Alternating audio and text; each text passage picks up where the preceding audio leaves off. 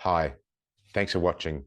I'm Damien Porter, former Special Forces operator, and check out my new project for 2023 at hownottodie.com.au, where I've combined all my Special Forces training and police officer experience to help others.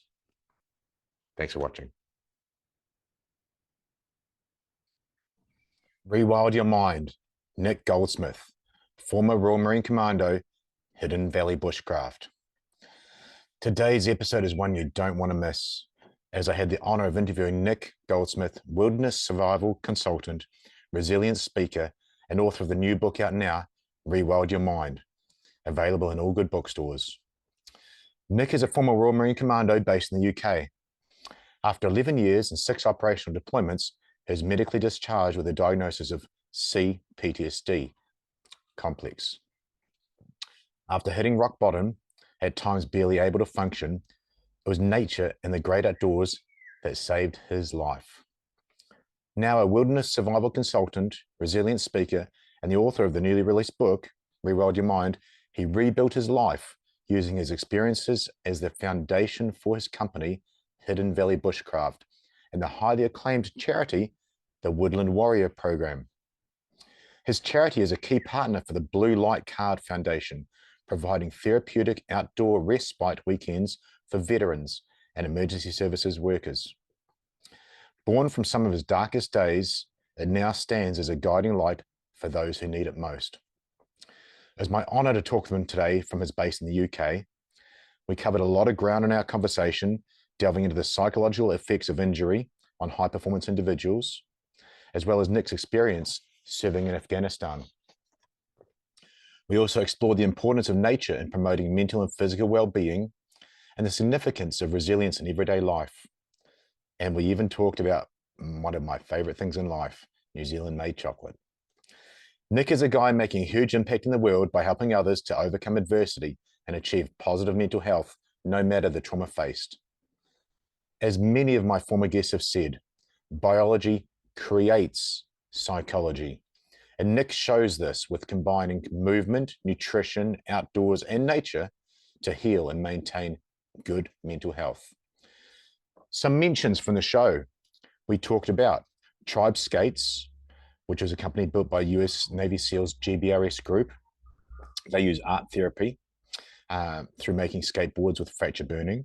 We talked about Paddle the Nile, authored by Sarah Davis, also a guest for the show, and about her adventure paddling. We talked about the National Health Service. We talked about a watch that Nick had, the Elliot Brown Automatic, very rugged. We talked about Chris Van Sant from Delta Force, another former guest. Also Dean Stott, double world record holder and former Special Boat Service, and Greg Pup Johnson, New Zealand Special Air Service. And you can also find Greg at puckety.nz. You can contact Nick at www.nickgoldsmith.co.uk. You can email directly to check it out in the links below, Tracy at nickgoldsmith.co.uk, and check him out on Insta, which is where I originally found Nick and was really drawn to his teachings and vibration, I'd suggest, at officially_Nick Goldsmith_. And his book is available at all good retailers. And I bought it myself. I'm very much looking forward to reading it. Thank you, Nick. And thank you for watching. It's cool, mate. Awesome. And we're live. Welcome to the Straight Talk Mind and Muscle podcast. Welcome to my guest this evening in Australia, this morning in the UK, Nick Goldsmith. Thank you for coming on. Hi, Damien. Thanks for having me. Oh, absolute pleasure. You've got the 2 Instagrams there, Hidden Valley Bushcraft, and we're going to talk through a bunch of things. You, a bit like me, you sort of need a whiteboard. You threw me a quick diagram of what you do, which was beautiful. Really well done. I say I'm a crayon guy. So the listeners and the viewers have already seen the intro up to now. I always do that video intro and the audio intro. But now that we're into the show, you're author, award-winning wilderness survival consultant, resilience speaker, which is great. Let's talk through these things that you do. It's a really interesting background you've got. What are you doing now? And then we might roll back a bit and talk through a few things. So right now, my focus is very much on building on the resilient speaking side of things. Yep. I am still absolutely flat out running courses for the limited company side of things, the Hidden Valley Bushcraft. Okay, so I'm booked up fully until I can afford to not take another booking right now until December. I am around Jan. Is Wow. really good. That's a great place to be, especially since we're in a recession here in the UK. I feel very, very fortunate and proud to have put the yards in to get my product to a point where it's there. Equally, though, the charitable side of what we do, the Woodland Warrior Programme, is absolutely thriving, and we are, I think, next week or the week after, myself and Louise heading up north, so about 4 hours north of us, up to Leicester sort of area, where there is going to be an exciting launch for a new charity, focusing specifically on our blue light brothers and sisters, the emergency service side of things, who we also provide therapeutic outdoor respite weekends. Okay, so getting around the campfire, getting back to basics alongside our veterans, and having those real conversations, albeit whilst learning how to carve a spoon or making fire by friction or practicing those kind of time-tested cultural wilderness living skills, that practice the world over. Awesome. Very succinct. Great start. Before we hit record, and I learned that from Sergeant Major John McPhee, Delta Force, wise man. Yep. Only wise through time, because if you go back and listen to those shows, what a phenomenal guy. But he said, hit record so you don't lose that gold. And there was something that we didn't record, and it reminded me just then, you're talking about around the campfire, and then you're talking about the blue light charity. I've just come off the back of an injury, a fractured leg, and we talked about how tough it is for people who are active. And you're very active. You're outdoors, active there. I'm pretty active, getting a bit older, trying to keep it together. We talked about how hard it is for someone. How hard it is not having that available. Literally, it happens in the space of a second. Can you talk through what you're saying before about those dials of endorphins and so on that athletes and active people have relied on for so long? Yeah, so high performance individuals, and this goes all the way down to, okay, so we'll start with high performance individuals, kind of long-term athletes, special forces soldiers, all the way down to somebody who likes to go to the gym but consistently does it twice a week, every week for the last 5 years, because that's part of their lifestyle. It just keeps them healthy and happy, and that's what it's about. Regular movement, regular exercise. Yep. And that's the thing. So the body has become accustomed to moving, feeling good, releasing that little dopamine, endorphin hit.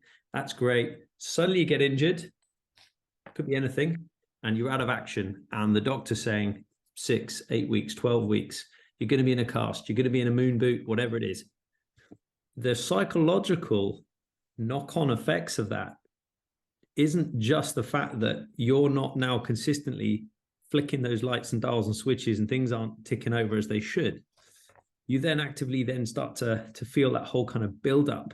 If you don't acknowledge this is happening, and the denial mindset kicks in, and B, if you don't find another way to replace that or to see your way through it and to then kind of work towards a delayed gratification model where you'll be like, 12 weeks time, I'll go to the gym, I'll have my first session, I'll just tick over on a row machine and all will be well. Or I'm going to get in the swimming pool and find a way around this. Yep. What happens is, and I'm the worst for it. Like, I've had 3 knee operations on this left knee now, and I'm a very active outdoor person. And through rugby, I've got plates and screws, missing teeth, cauliflower, you name it. So it's all kind of part and parcel of it. I've been a bit of a boy growing up. And every time I've been injured, I am just awful to live with. And I hold my hands up to it. I've been told how awful I am to live with because my body's not getting those feel-good drugs. It's not getting what it needs. So the first sign, okay, to be kind of somebody who is awake and alert and, can accept that we all have good, bad, and I'm not going to use the word ugly, human. So your inner human needs something. Okay. So we all eat, sleep, reproduce, you know, and fight. And we have these very basic functions. When we're not suddenly getting something that we've always had or we've been accustomed to, or that we, you know, we love, that makes us feel good and helps us to run a healthy, happy lifestyle, we're going to go try and find a way to get it, or we're going to become extremely disagreeable. Right. And that's our human kicking off there. Yeah. And so being an adult about it, the quicker you can get online and go, right, okay, so I've been given this diagnosis, or this thing is going to happen to me. What do I do now? How do I find a way to mitigate this? How do I find a way to continue to get as many of those consistents everywhere else in my life? Yeah. Work around this and get in the swimming pool, or find another way. Yeah. And I think that's the difference between those who thrive regardless and seem to sail through life, although we're all secretly giving it the swan. Gliding on the surface. And those who really, really struggle, and many high performance athletes, soccer players here in the UK, footballers, track athletes, at the end of their career, suddenly there's this huge gaping hole, and it's, what do I do? Veterans, armed forces transition, it doesn't matter what it is, you've become accustomed and conditioned to a way of being, an identity, legacy, self-worth, purpose. It's all tied in, and now you can't, or it's not there. That's big. And that's kind of what I specialize in, I guess, helping around the campfire. Wow. I'm so glad we went back to that. You know, I started this part off with a question about not able to do exercise, but really you're talking a bunch of things. You're talking a lot of the parameters around post-traumatic stress and psychological well-being, aren't you? Everything's interlinked. Like, I'm a strong believer that every piece of the puzzle is woven into another piece. And I don't think I'm reinventing the wheel when I say, and we look at the facts, right? So 300,000 years worth of sitting around a campfire that we know of, right? Can't go back in time, that we can confirm. And looking at the way we live our lives now with all of that kind of complexities, and we've only lived this way for a blink of an eye in time in history. And we hear and we see people talking about record depression, anxiety, and all these kind of things are happening. I just can't help but feel that, you know, I'm not preaching here. I'm just pointing out something that I feel is kind of obvious, that we need to be maybe having a little bit of that life brought back in. It's all about balance, isn't it? It's not about being hardcore left or hardcore right, or, you know, everyone needs to be purifying their own water every day. And no, we've strived as humans to thrive through path of least resistance. And we've got ourselves to a point now where we've got instant hot water, instant light, I don't have to leave my house if I don't want to in the UK. I can just order Just Eat or one of these programs that just brings shopping to my house. I can look at the world through my letterbox and not have to leave. Or through the internet. Equally, flip side of the coin, looking at the balance, we're able to do this without me having to get on the plane and go all the way over to Oz. I'm so glad you said that. And Dan Cooper, and I just had, you know, I recorded and Dan Cooper, Australian SAS, 18 years. He'll be a professor soon. He's a master's, but doing his PhD. I had that show maybe 8-10 weeks ago, and I had a message from actually from an armed response vehicle operator in one of the King's bodyguards. Just the other day, he'd listened to it, was blown away. But he states, you know, it's a modern world. Your kids aren't going to get that upbringing, so then you have to fill those gaps by actually doing it. Let's take some ownership, which is what you stated is 300,000 years ago versus now. But encompassing all that, so many of the people I've interviewed say, Nick, biology creates psychology. And I wrote that note down because you're talking about exercise, endorphins, ticking those dials. If it's not exercise, it's just the way of life you've had and it's taken away. If it is a sports person, it's not an exercise, it's literally their career is movement, and it's taken away. Biology creates psychology. So what a clever, and I've interviewed a lot of people on this, interesting way for you to look at it, going, well, they're going to look for someone else because it's somewhere else. It's a need. An athlete, a professional athlete, or a veteran leaving the forces and having to go through those things, they need it. So why not realize that and go out and start to create it? And I think, I didn't even mean to tangent to segue like that. I think that's actually where you started Hidden Valley. A quick look on one of the newspaper articles, you were in a bad place. What brought you to that? Talk the listeners through that journey of you finding respite or progress in going back to the wild. 100%. So I was a Royal Marines Commando for 11 years. And as you can read in here, Yes. I've been fairly open about my journey. And I found myself coming out of operational deployment number 6 inside of something like 7 years. I'd served at commando units. I'd served at 4-5 Commando up in Scotland, and I'd cut my teeth and done my first tour in Afghanistan with those guys.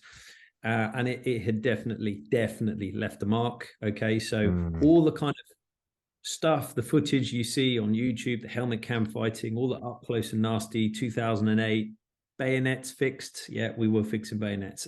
Danger close artillery. Yeah, we had the 105s coming in at 60, 70 meters in front of us at times. Wow. Being bailed out by Apaches because you're pinned down on 3 sides and there's only 8 of you, or can I ask going you, out on... just considering that time frame, I don't do a lot of war stories, but was that around the time that the Royal Marine Commandos jumped on the gun pods of an Apache? So that was the attack on the Juggernaut Fort. I think that had just happened just before I'd got out there. Wow. So I got out there in September 2008. I remember meeting the Sergeant Major who was part of that in Cyprus as part of the decompression package that was supposedly happening after that. Yeah. He was quite a character. So the boys didn't attack. I was still in the training pipeline at that point. So I was still going through my 8-9 months of commando training to get my Green Beret. Gotcha. I think while that took place, and it had to have been around that time, or maybe just before. But yeah, when we got out there, it was, like I say, the Wild West, and pretty up close and visceral, fighting in the corn in the maize fields. Yeah, 50-degree plus heat, carrying 12.5 stone, or whether you use pounds or like about 3 of those 25-kilo plates you put on in the gym, right? Yeah. For anyone who's watching, just make it simple. And a bit more, that's hanging off of you. Yeah. And then you're doing 18 hours of patrolling up to your neck in water, and you're fighting. You are fighting for your life. So very, very busy time, industrious time for the Royal Marines. That was tour number 1. I got injured and I went back for a knee operation, and they said, that's it, you're not going back out. I was devastated. So I didn't get to finish the end of that tour. Yeah. But what did happen is I ended up carrying coffin after coffin as the names were rolling in, and they were going, boys, someone's got to carry him. And of course, we're all saying, send me. Yeah. Everybody's volunteering for that. Yeah. Looking back, if you'd have asked me again, I'd still say yes. The issue was, for me personally, if I'd been in command, I would have been asking chaps from another unit to do that duty. Yeah, that'd be clever. Guys who've just been on the ground with guys who are dying on that tour, then having to carry them and see the parents. Like, for me, like the survival guilt factor just went up another notch because that's different again. Added, we talked about post-traumatic stress, but now you've just added another layer on there as well. Yeah. Well, hence my diagnosis was complex post-traumatic stress disorder, because there's bits I've had to work through in that timeline. So yeah, so you had the fighting, then you had the funeral psychological side of things. I attended 14 funerals in 6 months. Oh. One of them being a civilian right at the end, which was basically the straw that broke the camel's back in terms of I don't think I will struggle to stand at a funeral ever again. Yeah. Certainly not a military. It's brutal. So there was that. Then tour number 2 rolled in before you know what's going on. And at this point, I've moved into a different role. I'm now in support of a tier 1 unit. Right. So that's interesting. I arrive there as a Royal Marine Commando attached, okay, to the chaps down at the boat service. So people like your man Dean Stott, okay, yeah. People like Mr. Jason Fox and the gang there. And in fact, my first job, I recall, was I was straight out to Belize in the jungle. I'd only been there a week, and they were like, yeah, you're going with squadron, blah, blah, blah, blah, blah, blah. Boom, you're out the door. So we go down to Belize for a whole jungle training package where those guys are specializing in small riverine ops and doing all kinds of interesting stuff. So that's how it starts. And then from there, my feet. Can I just, this is more for the military people, we'll push on to the yeah. real world. With that one, is that what they have over there, Special Forces support? You got a different regime over there, or was it just attached for a skill? Yeah, basically. So what you have is the majority of the support network at, for instance, the boat service would have come from in the commandos, the Marine Commandos background, with the scores at the time being that there were more successful applicants through selection coming from the Royal Marine Commandos going into the boat service, and traditionally more parachute regiment guys going into the SAS up the road at Hereford. And so that was kind of how it was. It's now a lot more mixed than it's ever been. That was to do with funding and a whole different array of things. So now they're kind of recruiting from anywhere in the armed forces can have a go, which is really good, I think. But at the time, that's kind of how it was still. So I went down there as an attachment, and so my ticket, my Willy Wonka golden ticket to go work with those guys was I had to come up with a trade or something that would get me in the door down there. Of course. So I got to the end of the first tour and done all the funerals and all the rest of it, and the sergeant major comes up with his book and he's like, right, I need some bods to go do some, you're up, you've done your 18 months of infantry specialization role. We need mechanics, we need vehicle mechanics, we need radio operators, we need clerks, usually lads with lower limb injuries at that point, like stepped on a toe popper mine, try and keep them in. A good friend of mine, Carl, he got shot, so he had a lower limb injury, and they kept him on as a driver. Like they try and keep the boys going. And so one of the pings was chef. No one wanted to do it. No one in their right mind from the commandos wants to be a chef. Why would you want to do that? So I'm like, sir, any chance if I take this, can I get to pool? And he was like, yeah, like ready to sell me the devil. He was like, yeah, fine. I said, well, where am I going to go? And he goes, you're going to go from Scotland. You're going to go all the way down to a phase 1 recruit Royal Navy Centre. Okay, and there's only going to be 8 of you doing this course. It's going to be 7 months. Basically, I was out every single night in Plymouth, turning 2, hungover the next day, just follow what the guy's doing, filleting the fish and and putting it through the oven and get the ticks in the boxes. And do you know what? I really enjoyed it. Oh, wow. I really enjoyed it. I loved it. I was like, wow, I was eating better than I've ever eaten. My consistency in the gym was fantastic. I knew exactly when I was going to the gym. I knew exactly what I was eating, great quality food because I was producing it every single day. I wasn't having to buy food on the camp. So I saved like 8 months. Like, what's not to like? And then at the end of it, I get the Willy Wonka golden ticket to go there. So I turn up and I'm expecting like, oh, they're going to stick me in the kitchen and I'm going to have to suck this up. And then I never did a single day, not one single day in the kitchen, because all you do is you just get attached to squadrons and you go wherever they are. So they'll have like one of us, they'll have their own comms guys who do a special force selection course to do that. You'll have a vehicle mechanic, Royal Marine, usually a corporal or above, fixing all the stuff that they're breaking for fun every 2 minutes. It's like, what happened to the handlebars on that quad bike? Oh, I just found it like that. Okay. Poor guy's up welding all night trying to make it go again the next day. Hey, I'll tell you a story with that one. We had one of those welder guys was on my selection course. So and he was attached to the unit that he did selection for. So he knew the crack. But then when he was the other way around, he was the one breaking the stuff, he'd just throw it at them. And then half the time we'd get around to fix it anyway. So it would come back and bite them, right?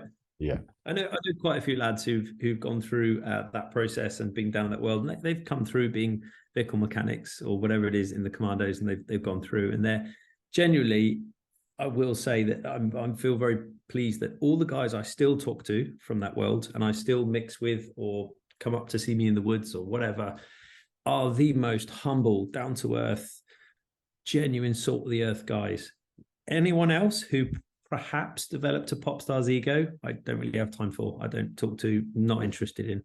But for those select guys who, when I was there at that time, moving in those circles, yeah, nothing but respect for them. Absolutely brilliant, because they literally set out to dedicate their lives, like yourself, to go do this lecture process, to go do that stuff.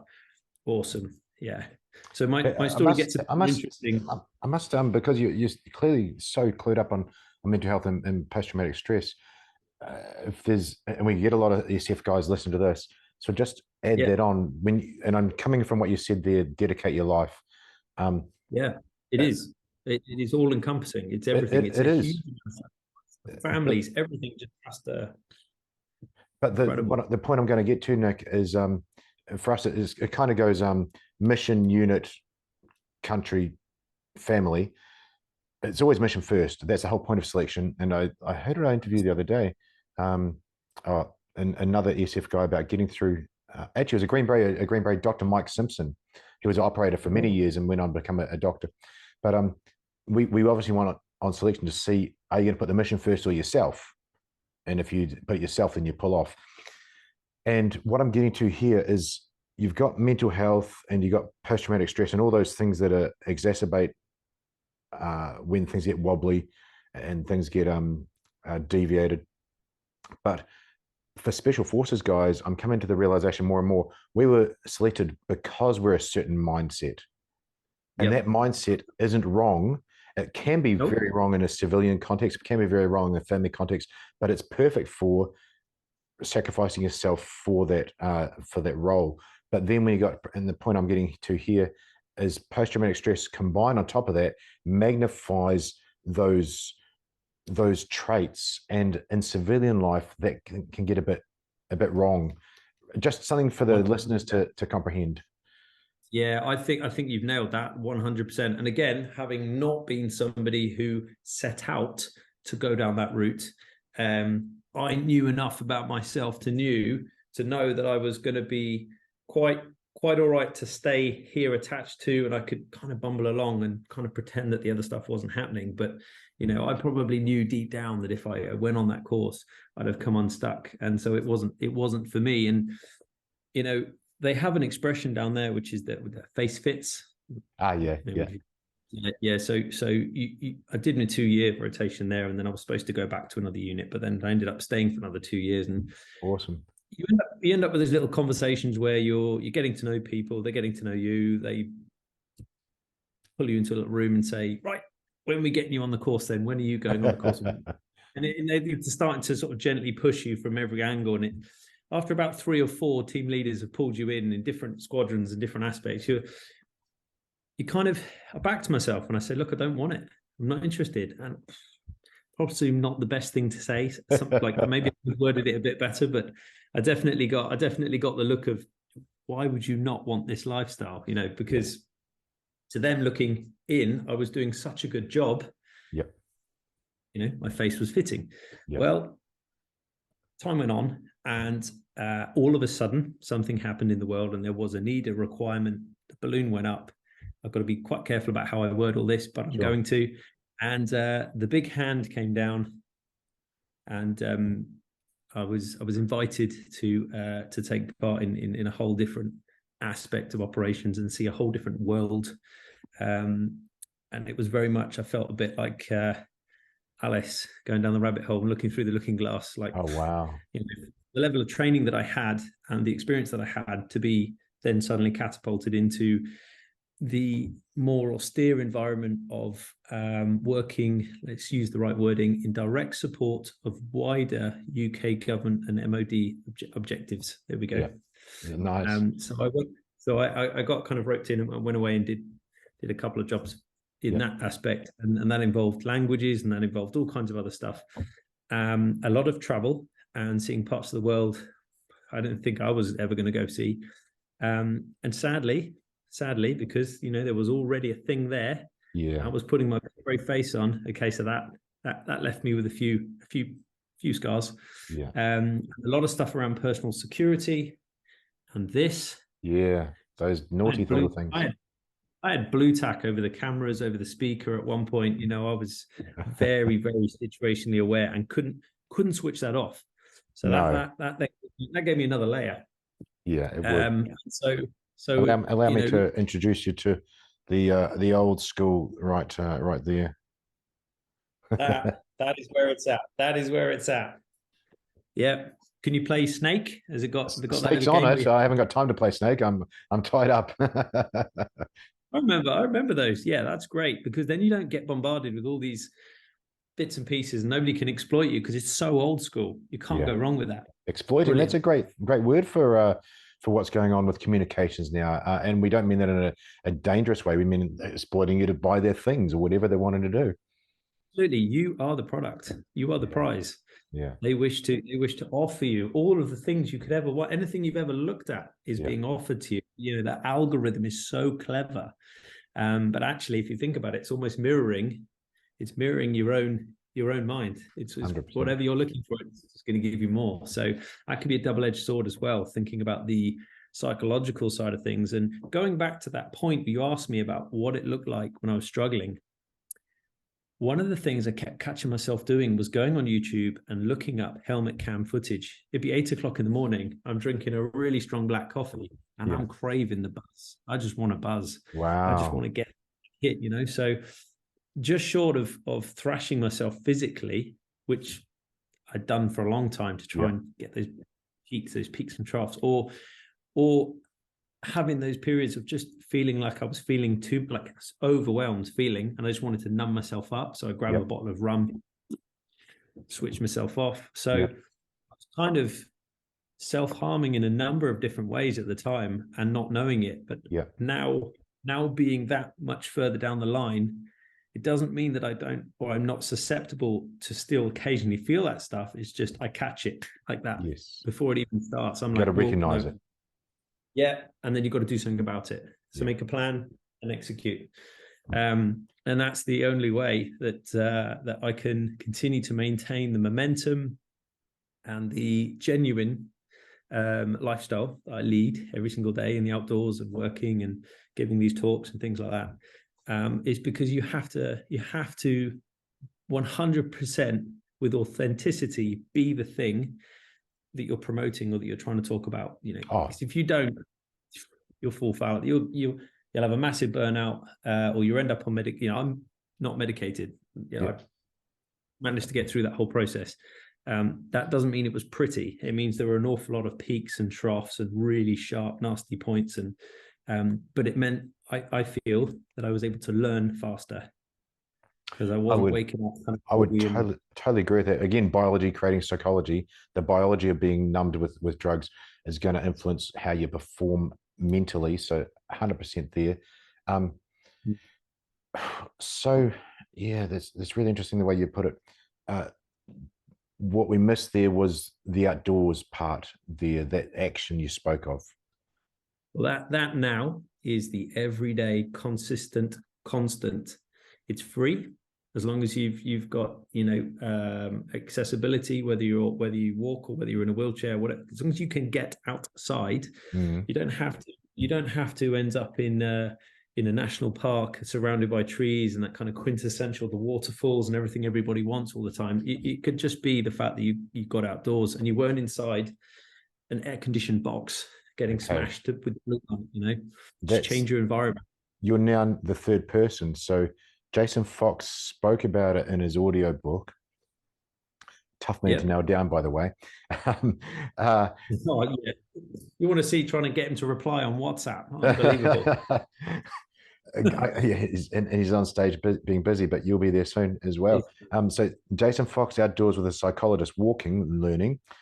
Chris Van Sant, whose show dropped for me last week. 3 weeks. He was the same, and he was in a bad way. He was medicated, but the pharmacist gave him the wrong dose. Ooh. And he was in a super bad way, so he actually overdosed through no fault of his own, but the result was the same. But he was saved by going out, and I think he had 5 weeks in the wilderness. You're saying that when people that don't even know each other are saying the same thing, it's pretty powerful, really important. What do you think it is then, for the listeners? What do you think it is about that helped you? Wow. I think it's very multifaceted, but if we break it down to its absolute simplest form, it's the fact that when you are in the outdoors, so we're talking about habits and behaviors and positive knock-on. And I speak at length about this, about the level of accountability and the behavioral traits that come from spending time in the outdoors. Gotcha. So, I mean, I'll make a joke, like comedy's great, right? So even treading in dog muck is good for you. People go, what? Right? Nothing is going to create more instantaneous accountability than treading in a big pile of dog muck when you're outside for a walk. You're like, oh God. Oh. The first thing you want to do, there's a huge call to action. And that call to action is to get that off. So you'll walk 50 meters, 100 meters, you'll walk to find the long grass, and you'll start wiping all the bottom of your shoe, and you've got this horrible feeling, and you need to go find a puddle. And when you get back to the house, you won't just kick those boots off and, oh, don't worry about it. I guarantee you'll go find a big brush and a hose, and you will forensically clean the boots. Right? So the next time you put the boots on, that one boot at least is very nice and clean, and that's a nice feeling. But what I'm saying here is every time you're in the outdoors, if you're in a kayak and you fall out of the kayak, to use an extreme model, you've got to do something about that. You will die. Yeah. If you're outside and you're not correctly dressed, and here in the UK especially, we have wind, rain, snow on any given day. It's sunny today, it was snowing yesterday. Prime example. And so you have to have the right clothing on, or you have to have the right kit in your pack, or you need to be able to do something about that quickly to either get out of it or to find shelter or whatever it is. Instant accountability, instant call to action. I have to do something.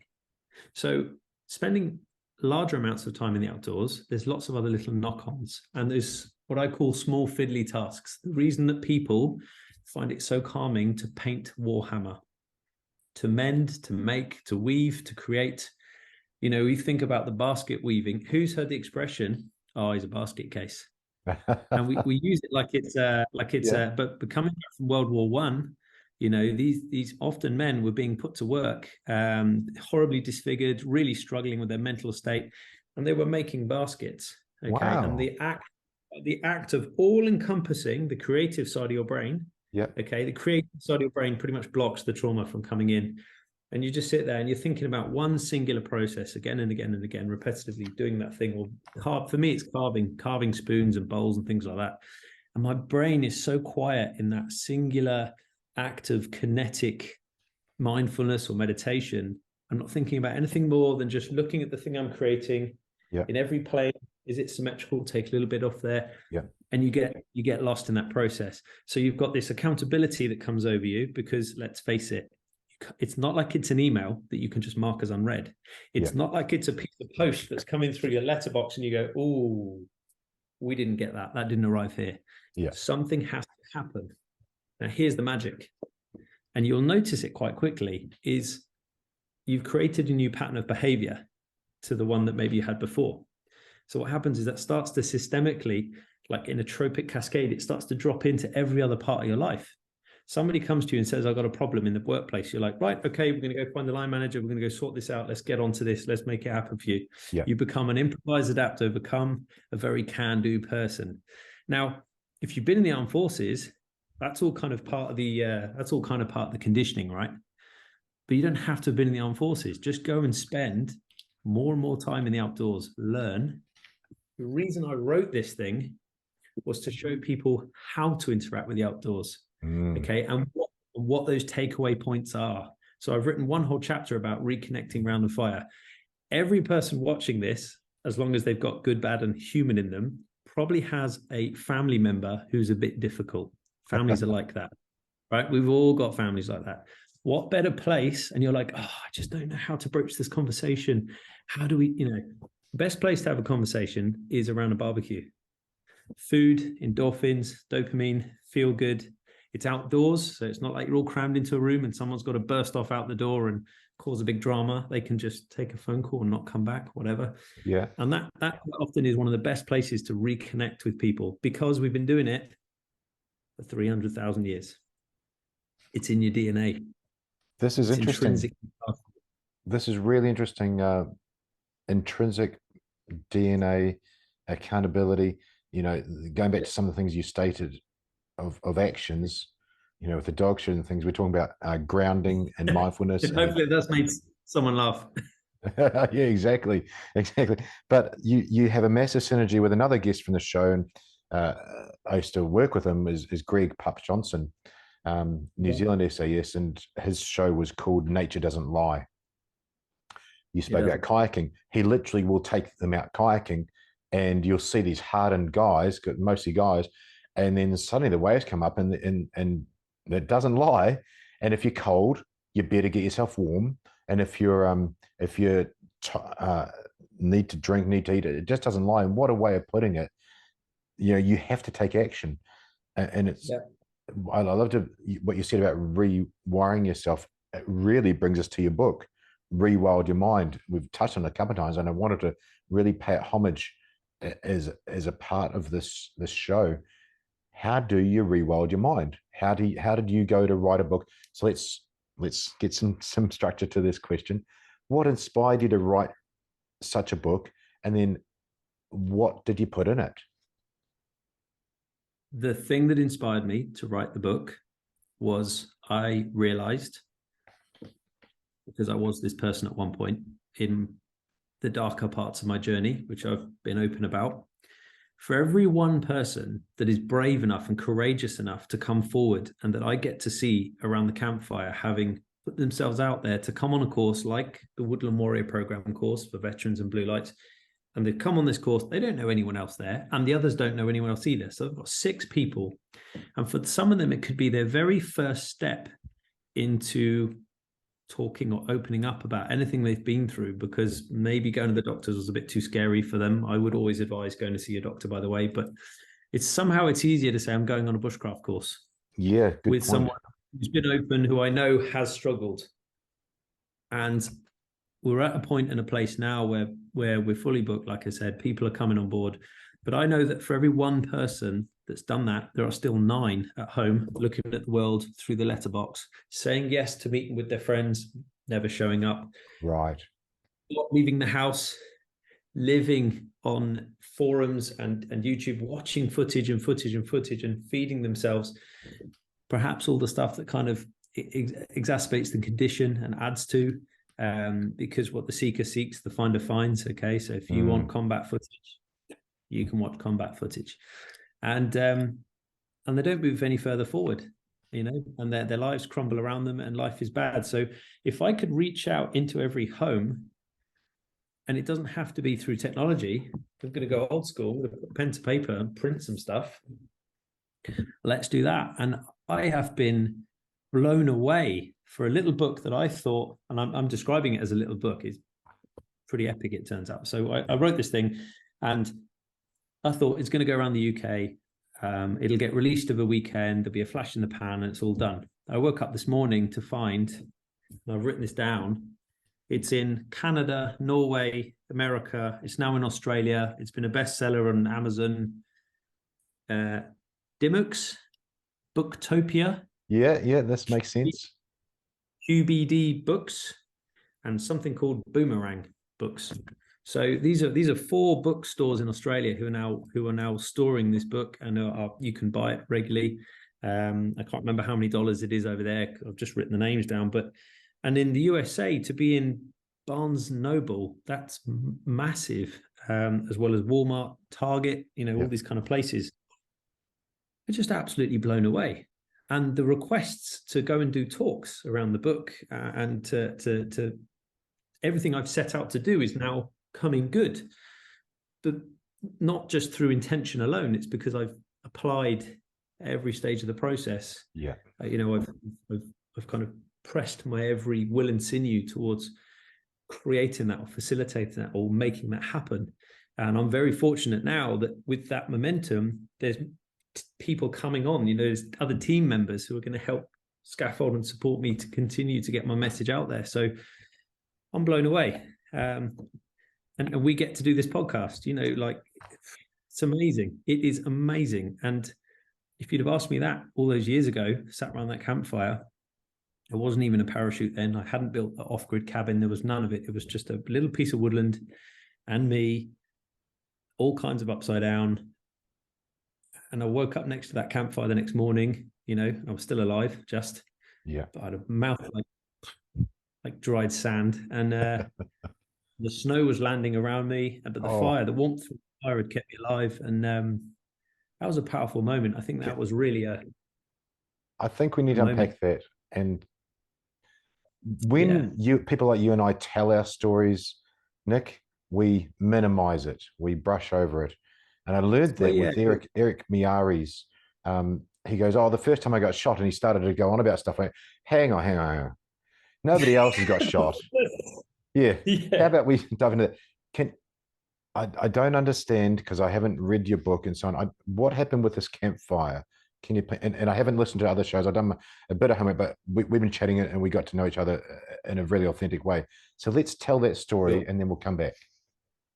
Okay, so we're talking post first tour. If you're okay, sorry. If you're okay to talk about it. No, it's okay, mate. So we're talking post tour, post funerals, tour number 2, 3, some other interesting work, sensitive stuff, and then that 6th tour was 7 months up the mountains in Afghanistan. And in between those happening, I'd already dealt with a huge civilian trauma, a young lady who'd severed a femoral artery, and I had to plug that, stem that, and I was the only person in that your hand, just basically with direct 2 thumb pressure. Yeah. I had to lift her leg right up in the air. I stood on her chest. Yeah. My left foot was stood on her chest, so she couldn't get up. So I had to keep all the pressure in her as possible. I shielded her from being able to look at it. Yeah. Bent the foot open to have a look at this massive gap where it was a piece of mirror had broken into it, and where a mirror had shattered on the wall. And genuine accident, freak accident. And it had gone in just below the calf into a soleus, and it severed the artery. And so it was going up the wall. I pulled the foot, I got a face full of it. I had fishing around it. I stuck my finger in there to try and get hold of the end of the artery, but it had already started going back down. So I had to take an educated guess and pin with direct thumb pressure clamp it against the bone on the inside, against the tib, to try and stop it from moving. And I'm shouting over my shoulder at everyone to get all these screaming girlies and get the barman Adam to get on the 999, and then to hand me the phone, and then I'm trying to do rests and rates, and I'm trying to do all this stuff. So for 19 minutes, so I dealt with that. I've gone back to my unit and carried on, done a few more tours. So that was like a thing, right? That was a thing in itself. Unprocessed, then right? I was drunk. I was blind drunk when I did this. So then I had to burn all my clothes, and again, written about it in the book. Then did a couple more tours, and then my mum got cancer. While I was away doing the more sensitive stuff, my mum got cancer. So she had to have surgery on both breasts, radiotherapy, and then full chemo. She's like a proud Parisian woman. So lost all her hair. That was like big psychological upheaval for her as well. So we kind of went through that with her. Work were not great, because it's the mission first. As you said, at that unit, it's the mission first. So I managed to, for the first time in my entire life, I had to activate something called the welfare system, which I didn't even know where it was on the base. I didn't even know where it was. I had to go and ask a bunch of people, and they were like, and they protected me, and they gave me a week off every week around her chemo. So I couldn't deploy. So that, you can understand, that got up the nose of the head shed. And so at the very last, is your mum good? I was like, yeah, she's good. Okay, she's in remission. You're going back to Afghanistan. So I went back and did 7 months with no R&R. And by the end of that tour, there is a photo somewhere. I've got, my hair is out here. I've grown this massive handlebar moustache. I no longer see any rank or give any, I don't care anymore about anything. I was a bit of a law unto myself. I was jacked because I was just training 3 times a day at altitude, and I was in charge of the food. So up at 3 o'clock in the morning, cooking off chicken breasts or whatever, or doing deals with the Canadians for the spider crab and lobster tails, whatever I could swindle for the boys, but obviously for myself. So I came back from that, and things were not good. Things were not good. And bless her, Louise, my absolute rock. She had planned a wedding for us when I got back. So I went from being up a mountainside with 40 guys, a couple of which we lost on that tour, and then a psych nurse came out, and that was the first opportunity I'd had to actually speak to a psych nurse. she was like, I'm going to let you finish the tour, but you have to promise to come see me at the end. I think there were a couple of us that had been highlighted. And I did exactly that. I got back, handed all my weapons into the armory. I slept on the floor in our storeroom in my sleeping bag, because what's one more night of roughing it, right? After 7 months. Yeah. And then I went to see her the next day. She asked me 3 questions and I fell apart. Oh, sure. She was like, you're going on leave. They looked into how much leave I was owed. My God. Because I'd been on the bounce from all these other countries, like continued, like 7 weeks in Belize, then you're out to Oman, then you're back to Belize, then you're off to Cyprus, then you're up to Norway, then you're back down, and then you're off to Afghanistan. Like relentless, yeah? Because I'd been on this roller coaster, and then we'd had the more interesting work, I hadn't been able to even comprehend what I'd just been getting up to there. Straight into mum's cancer, straight into this last tour. I was all kinds of upside down. So I was diagnosed with, I had to go see this head quack psychiatrist who diagnosed me as having complex post-traumatic stress disorder, sent me on leave. Wow. There was then a bureaucratic error. And the bureaucratic error meant that I spent 8 months on leave, still getting paid. But I strongly believe the only place I had to be that made any sense to me was in that little piece of woodland that we'd bought back in 2012. Right. For a couple of, no one wanted. So this is how the story comes to life. Because during those 8 months, I really reached my lowest point. Yeah, because your sense of purpose is gone, right? Everything's gone out the window. Everything's gone. And so what had happened was they'd had a case conference between this unit, this mission-focused unit, and a specialist recovery center. And they'd all agreed, yeah, get him down to you. He qualifies for this, like get him straight here. And very sadly, it didn't happen. So oh no. If I got back from the tour in May, it was the week before Christmas leave in December, where on a flip of a coin, it could have gone either way. I picked up the phone to the one person who I felt I could trust enough, and that was her.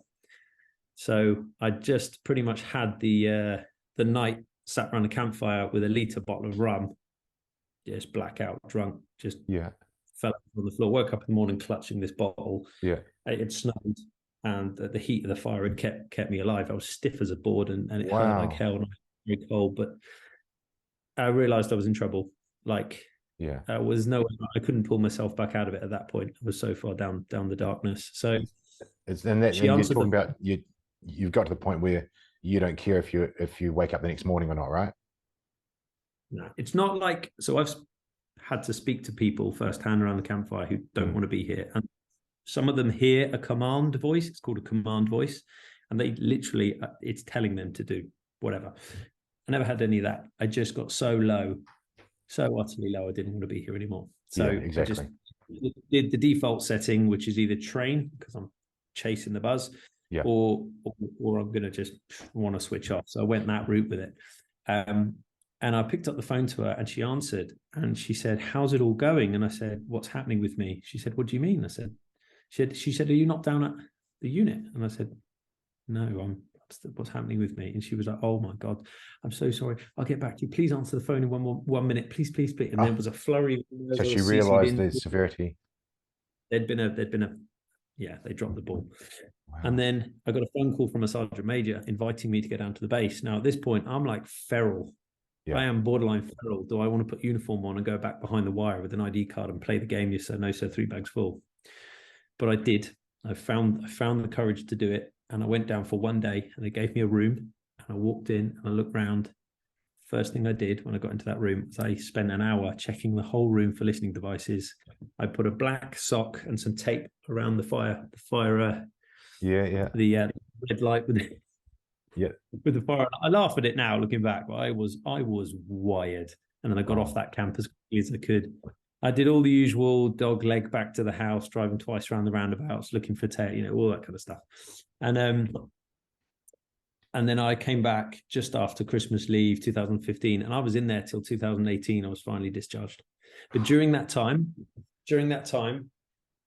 I had made the decision for my new life, what I was going to do, and I'd got hold of that. And they, fair play to them, they had encouraged me. They had pushed me down the route of EMDR, eye movement desensitization processing. I had gone through CBT, CBT, brain, NLP. I'd done Yeah. some of that outside with another organization. I'd thrown everything in the kitchen sink at myself, but the Yeah. constant, consistent around all of it was anytime I was not doing something like that, I was down in the woods. I was Brilliant. building paths. I was shifting tons of wood chip, chopping trees, having a bonfire, clearing out brambles, planting an orchard, building steps, just like, you know, the entrenching tool. Yeah, like the tool, classic. yeah. I was on my hands and knees, and not alone now, with a couple of other lads who are buying into this, etching a set of steps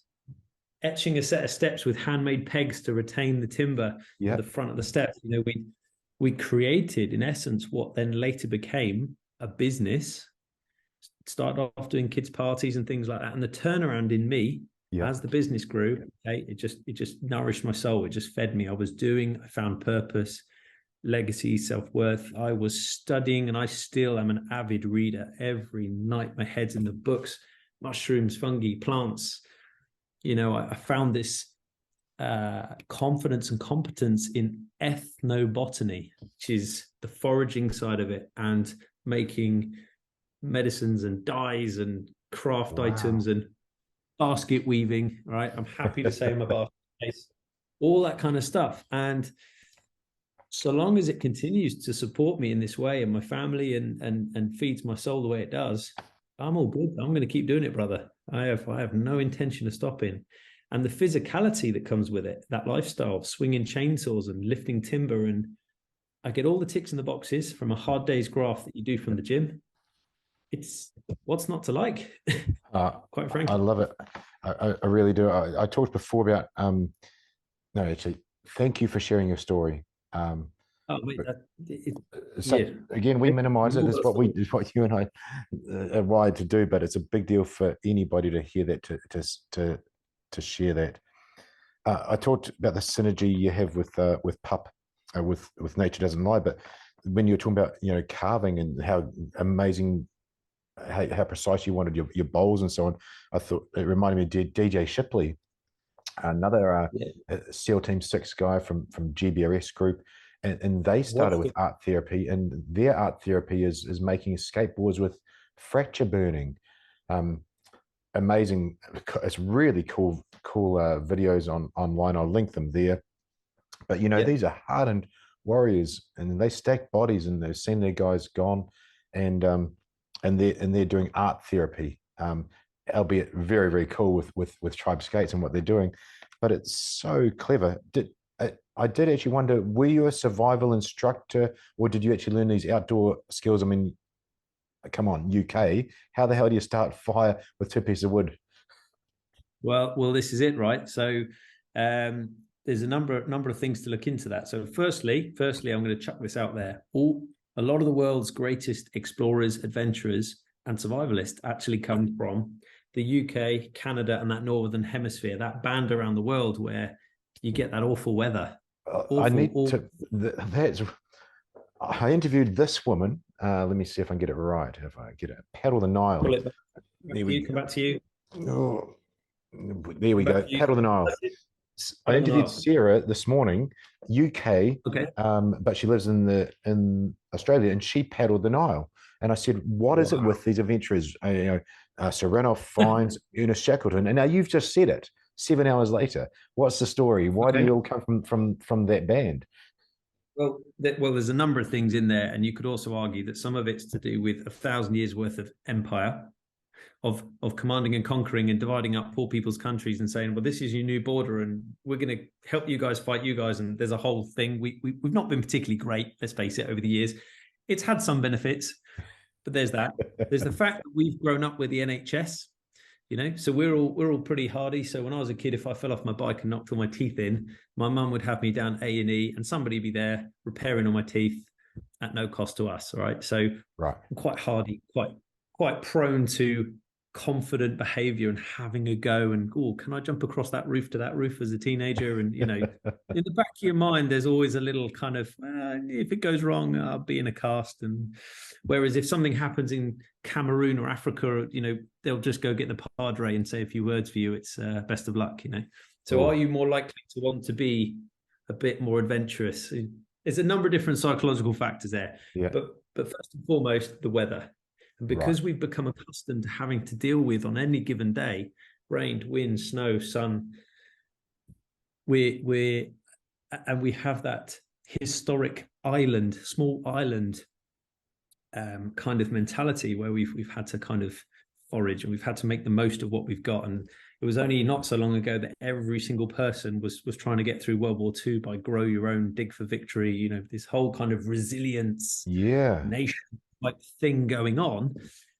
So yeah, it all kind of feeds directly into the mindset, that coupled with a humongous military 1,000 years of warfare, feeds these adventurous types. So for me, that's where it comes from. Right. Yeah, I'd say that's where it comes from, probably. It's a culture and a mindset that exists within the UK. Is that a Bear Grylls watch on your wrist? No, this is an Elliot Brown Automatic. EB watches, they do a lot of stuff for military, and in fact they make a specific model for the boys down at Poole, or it's designed by the chaps down there.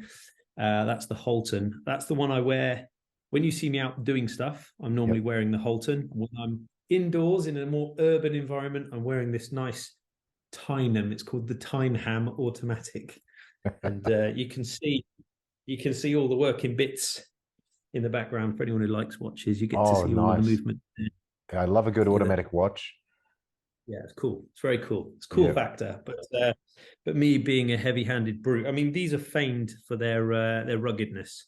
They've done all kinds of things where they strap these to yachts that sail around the world to see how they are with the salt water after like a year. And the Holton, they put 500 grams of explosive next to it and blew it up, and it still went, still carried on, and shot it with 2 rim fires, and they've done all that kind of stuff to it. So yeah, it's a good company. I've been down to see them. They've got like a really small little part of the boatyard next to the base down there. I like those guys, so I wear their watches. There you go. That's that. I'll get the details off. I'm not paid to wear their watches. At the time of making this podcast, that's not happening. So I should probably add that because of the way the world is. Well, it's like this. The Warfighter Athletic. I had I saw that. Yeah, everybody sees it. So I wore it because Fitzy, Jordan Fitzgerald from warfighterathletic.co.nz or .com, he'd been on the show. He was a commando when I left, and he literally, when he left, he went into Google and went, how do I start a website? And he built Warfighter Athletic. Yeah. I bought this shirt. Sorry? Look, every time we've been asked something about how did you Googled it. Google is your friend. New phrase, Google is your friend. Every week I get asked by veterans here in the UK, I want to start a bushcraft company and I want to do that. Google is your friend. Yeah, exactly. It works. That's so cool. So he did that, and he's come up with that. Yeah, he came up with Warfighter Athletic. I bought the shirts. I wear them for the show. And I had a UK Special Forces group, 20, 30,000 people. So you're welcome to promote your shirts and your business, Warfighter Athletic. Actually, I better connect with a guy. So I think you're much like me. You talked about 20 minutes ago about being authentic. You've got to be who you're presenting yourself to be, and you clearly are friendly and authentic, and it has the right people resonate with you. Let's just tie a few things in a bow here, because we've gone down some amazing routes here with the interview. I'll come back to Whitaker's chocolate soon, and I'll send you some at a decent price. But you've come to writing. Tim Nash. What's wrong with this picture, Damien? Well, it's not doing you any harm because you look like you're in shape. Well, I'm lucky I've got a little setup in the garage I can go and hit every now and again when I'm not doing something outdoors. So yeah, I've built myself a garage gym, a proper dingy 80s garage gym. Yeah, good. Watching too much Rocky. Good. I like it. I got the chains and weights back in mine next door. You Hidden Valley Bushcraft, the survival skills. I wanted to move on to the last part of where you're sort of increasing now with your speaking and on your bio there, a resilient speaker. I want to touch on the word resilience, and that sort of, I think, ties all this in a bow. Some people say, oh, I don't really like that word resilience, and some people hang their hat on it, like Resilience Shield with Dr. Dan Pronk and one of the former commander of Australian SAS. What do you do as a resilient speaker, as someone teaching these things? I think first and foremost, I'm able to speak clearly and with a sense of authority to a degree about the struggles that I've faced in my own journey. But the secret sauce is, it's not just about me. It's not just about me gobbing off on a stage about, whoa, this is what I went through, look at me. It's about, how does that tie in to you? Where are the tangible takeaways that inspire someone else to go, oh crikey, do you know, I feel so empowered off the back of this conversation. I have a call to action. His words have created a call to action within me, that same call to action that Mother Nature creates. Right. Born through necessity, is the same thing that hopefully, if I'm doing my job right, I can infuse and impart some of that into sports teams, CEOs, businesses, whoever it is, and tie up the loops, and so they can see the crossovers. So it's about personalizing. Each speech is personalized to the group that you're talking to. You don't just have like a robotic, word. This is what I read off. Thank you, sirs, ladies, mums, and gents. Here's the fire exit. Like when you're in the military, you deliver this kind of. It will at times go off on a tangent. We've seen some fantastic examples of my brain being like a garage full of starlings, but that's because it's constantly working on the best way to deliver the message. I have a habit of gesticulating because of the Frenchman in me. Okay, is used to all the bells and whistles and all the rest of it. And that's served me well around the world with all the different cultures and people I've spoken to, and all the kind of locals and all the kind of gestures and things. I pick it up like that. Yeah. I guess as you said, when it's authentic and it's true and it's coming from the right place, the overriding thing is resilience. And I use the word resilience, and it encapsulates what it's about, because if I hadn't have found a way to be resilient and to choose how I respond to the stimulus, not react. Yes. Okay. I now choose how I want to respond rather than being reactive. And the moment I became reactive, I ceased to be proactive. So my days of being an effective individual on the battlefield were essentially done the moment I came off that last tour, because I had become somebody during that last tour who reacted. I had become somebody whose thought process had begun to be clouded by emotion, and I could only exist in a world of chaos. Yeah. If you cut me up at a roundabout and I had to stamp on the brake and there was a near miss, I'd be calm as a cucumber initially, and then I'd be raging angry with whoever that was. Yeah. But if the washing machine's playing up, or the bleeping sound of the dishwasher sounds like the electronic countermeasures on the vehicle are failing, and the batteries are low, and we've headed out on patrol, and you get that bleep, bleep, bleep, and it's not working, that sense of fear goes through you, because you're like, it's nighttime, I'm on a road I can't turn around on, I'm operating off a monocle, there's no one up there checking for mines, I'm going to have to go turn this thing around, and if we get ambushed now, we're in trouble. So, that fear hits you in a moment in the kitchen now in 2023. Yeah. And of course, just push it away. It's done. It's not even an event anymore. Back then it was. So I can encourage people, and I can show them through a set of eyes and through a story that it can be done, and you can turn this around from the darkest situation. There is always an option on the table. There is always a way through. There is always something you can do to better your situation, just 1%. And that's the difference between winning and ultimately not being here sometimes. Wow. So that's where the resilience lies for me. I think that's why I use the word resilience. If anyone wants to get cross about that, I'm sorry. That's what makes sense to me. It's so powerful. So powerful what you said, that makes a difference between winning and not being here the next day. We'll definitely pull it out as a trailer. I'm really happy that, and optimistic that the next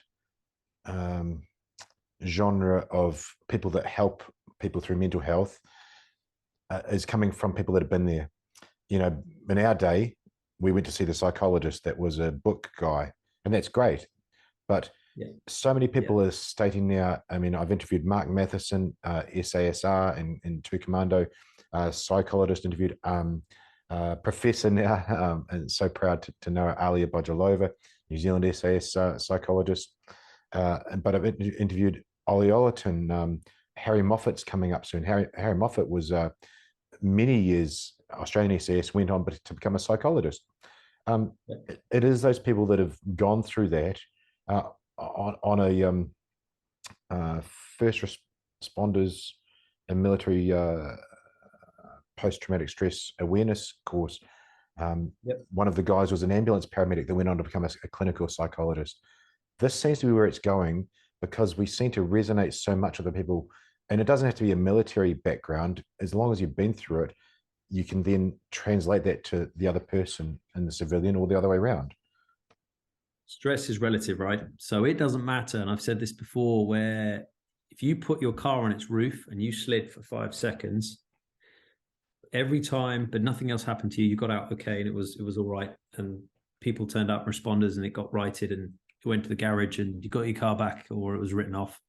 Every time you go to press in the key fob, you have a moment of that feeling of loss of control. You know, that stays with you for life, because it might do anything that's a near miss or potential loss of life or loss of a primary caregiver. Any of these things can evoke the same level of response that I was feeling, because I would always argue that I was an extremely resilient individual.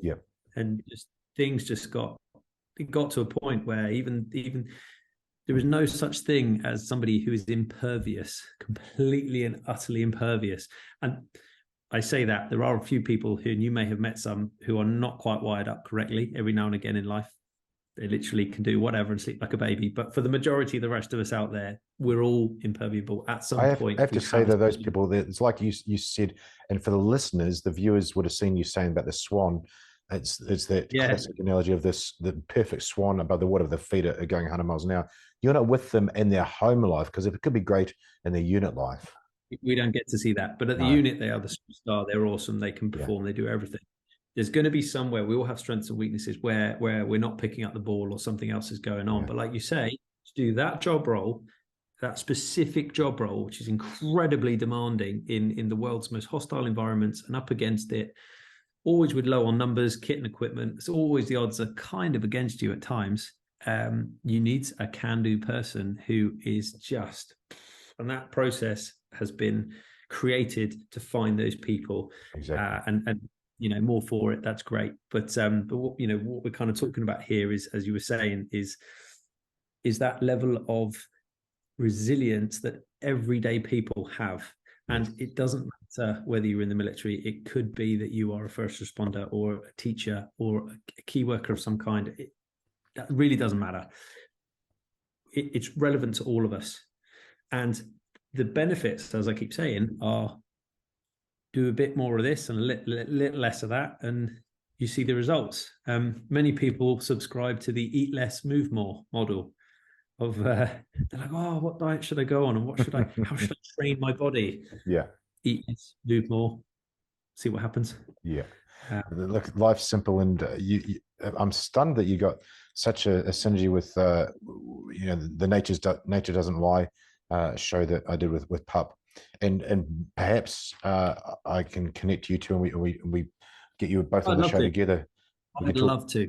I'll flick you the link to the show if you haven't watched it, and I've actually got a sequel for Pup coming up regardless, but he's doing the same sort of thing there.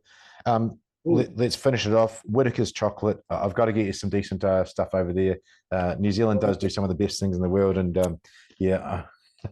I think that's Australian, mate. You keep showing me that one. And that claims to be Arnott's, but the other one I had was in a yellow packet. And it was solid chunk of chocolate. Oh God. And it had like bits of coconut in it. There was an almond one. That was delicious, but it was costing me, what's the price tag on this? I mean, that's £4.50 here in the UK that I splashed off the strength of the other one. This one wasn't as good. But no, I'll make sure it happens, my friend. I grew up on that. the Cadbury factory was in New Zealand, and I remember Martin Bayfield talked about his dad being one of the bosses for Cadbury in the UK. Yeah. But we used to go there as school visits, and then Whitaker's came out. Whitaker's is in Wellington in New Zealand, and it's beautiful stuff. We get it here in Australia. I'll send a bunch over to you. I send a gift to all the guests, so I'll definitely make that happen. You talked about where to find your book, which is brilliant. The video and audio intro happens anyway, but from here, for the people listening, where do we find more about what you're doing? Find you? What's the websites and things that'll go to? The best bet now is to head to the all new website. Okay, so I've just started a brand new little YouTube channel. It's in infancy. Okay, so you'll be able to find all the links to that, and I'm using my name, so it's nickgoldsmith.co.uk. So that will take you to all the links and bits and pieces you can see there to do with the resilience speaking and the new YouTube channel, which is just Nick Goldsmith. And I'm just really excited. I'm really excited for what keeps continuing to develop and come out of this. But the forefront of it all is, and I'm going to go for a walk. I'm going to go for a 15-minute headspace walk after this conversation, just to get that little reset, that little reboot. Yeah, post-traumatic growth is beautiful to see. I clearly see it, not only in what you're showing now, but what you've created with all the different facets. Hidden Valley, the Blue Light Charity, the resilience speaking. It's what growth you've got from simply where you're at. It's been an absolute pleasure speaking with you and get to share your story. And really, just the start of we just hit the tip of the iceberg, as it were. So I definitely look at bringing you back with Pup. Thank you so much for your time, Nick. It's been great. Thank you, Damien. Cheers. Awesome. All right, we'll hit. Hi, thanks for watching. I'm Damien Porter, former Special Forces operator, and check out my new project for 2023 at hownottodie.com.au, where I've combined all my Special Forces training and police officer experience to help others. Thanks for watching.